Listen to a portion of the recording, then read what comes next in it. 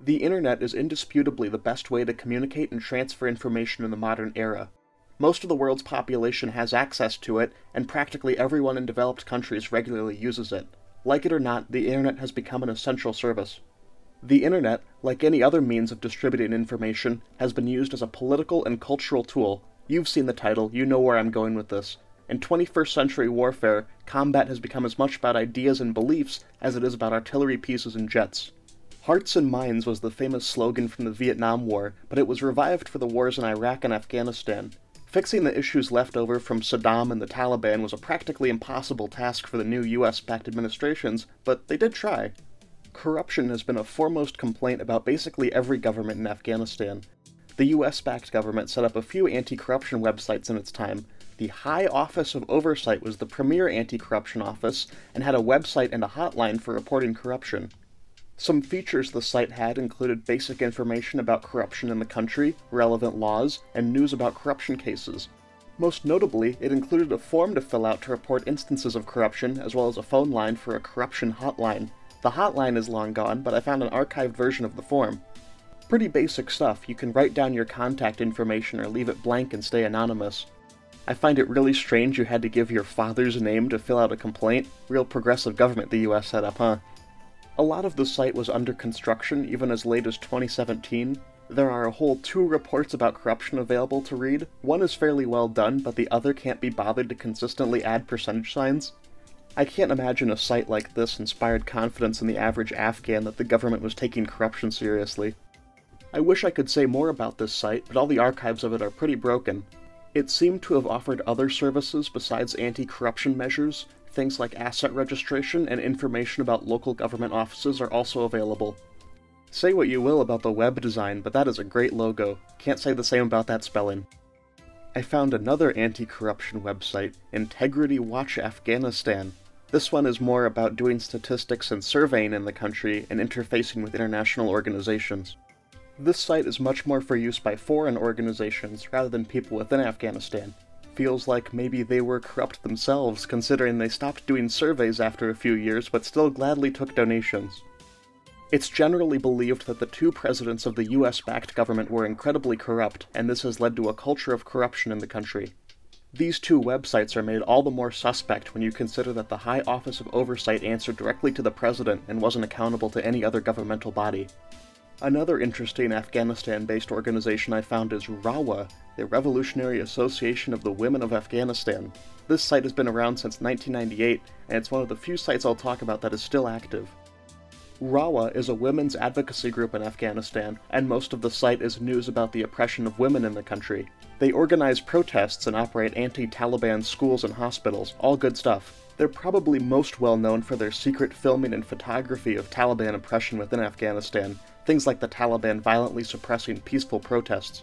I wish I could find these videos, but the links for them all redirect to a site for helping time travelers. I'm not kidding. Their ideology is kind of indiscernible. You might expect some communist leanings with a name like that, but no. A lot of their articles are really critical towards the Soviet-supported government that existed in the country. Their founder was supposedly assassinated by KGB agents in Afghanistan, so that's probably where this comes from. Speaking of their founder, they talk about her all the time. Most of the site isn't even about their activism or news anymore, it's about her. It seems like a good, well-meaning organization, but their priorities are pretty whacked. They claim to want a secular democracy with lots of personal freedoms, certainly an admirable goal. But they don't want to work with anyone else to achieve this. All the leaders and foreign powers interested in Afghanistan are unequivocally bad in their eyes. I get that no government in Afghanistan has been very good on women's rights, but saying the Soviets, the Taliban, and the US are all equally oppressive, come on now. Something kind of funny that came up in my research was that they actually sued the US government. Okay, what could it be? US soldiers stopping and searching civilians? Airstrikes being done in areas with large numbers of civilians? Maybe something to do with women's rights? Nope, the US used a few of RAWA's pictures without their permission. Geez, I hope they don't see this video. Let's go over to Iraq, where we have a website with an unusual history.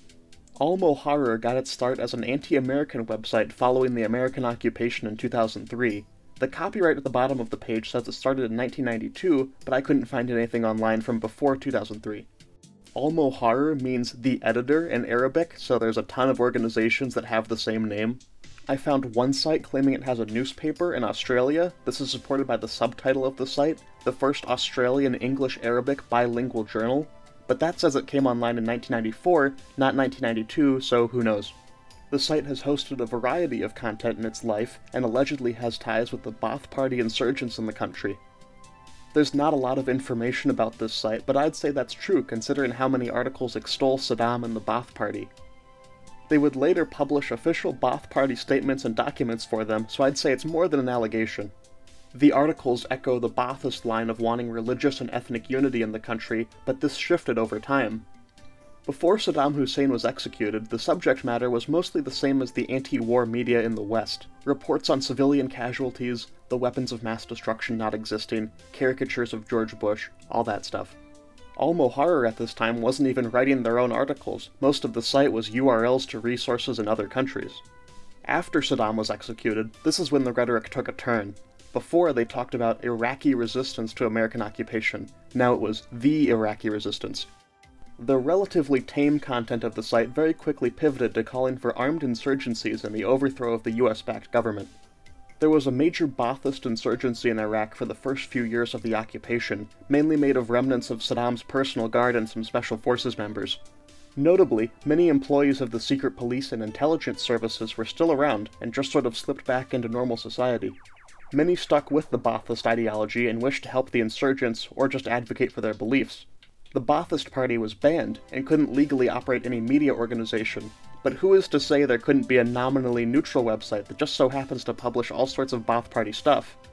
Baathism in the country mostly died out after a few years, and the remaining Baathists aligned themselves with the Syrian Ba'athist Party, leaving the Iraqi party practically defunct. Al-Muharrir is still up, but there hasn't been an update on it since 2014. I sent an email to the contact address on the site. It didn't bounce, but I haven't yet received a reply. This wasn't really a website, but it came up in my research and I thought it was interesting.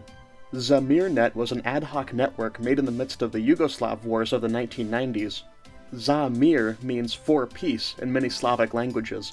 It was essentially an ISP, providing basic email services to those living in former Yugoslavian countries, with a focus on helping those areas with heavy fighting. When fighting broke out in Yugoslavia, telephone lines between the factions were destroyed, as well as much of the radio and TV infrastructure. Humanitarian and non-governmental organizations found it difficult to do much of anything without telecommunications, as did the average citizen. ZamirNet began in 1992 with 2 data centers in Zagreb and Belgrade, and connections to one singular server in Vienna. It expanded to Bosnia, Slovenia, and Kosovo in 1994, and was the only major digital link during the war period. ZamirNet took about 2 to 4 hours to send an email, and had frequent disruptions. Combine that with the fact people in war zones don't have buying computers and modems as a top priority, and you can understand why it never got past a few thousand users. Croatia took over the network after the wars ended, and tried to turn it into a network for journalists. This didn't really turn into anything, and ZamirNet was completely shut down in 2016. I didn't know where to add this, but it's too funny of a quote to leave out. For some, though, it was a shock to realize that the rest of the world also included Serbia. I want that framed. There's a ton of these websites if you dig around a bit. I might even do a part 2 to this video. Maybe I'll cover some more modern examples. I love weird, almost anachronistic phenomena like this. You've got mail. What most people consider a modern luxury is a lifeline for people in conflict zones, and important for the exchange of ideas and information where it might otherwise be impossible. I think that's pretty cool.